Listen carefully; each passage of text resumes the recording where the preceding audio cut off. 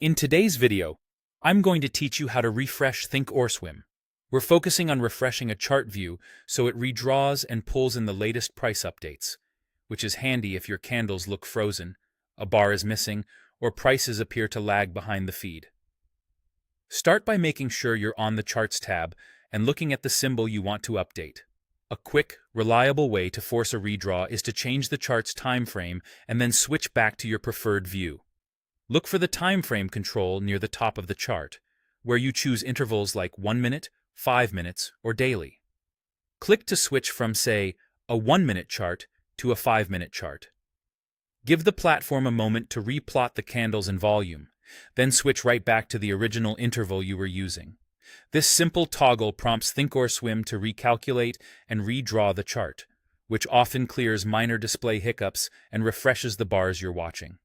If you're using a grid with multiple charts, remember each chart has its own time frame control, so perform the toggle on the specific panel you care about. Another effective refresh method is to re-enter the symbol in the symbol box at the top of the chart. Click into the box, highlight the current ticker, and type it in again exactly as you intend to view it, then press Enter. This tells Thinkorswim to reload that symbol's data from the server. You may notice the chart briefly blink, or the loading indicator appear. That's normal, and indicates a fresh data request. When the chart reappears, it should be fully updated with the most recent price action available to your feed. These two actions, toggling the time frame and re-entering the symbol, work because they trigger the platform to rebuild the chart from its data source, rather than relying on what's already cached on your screen.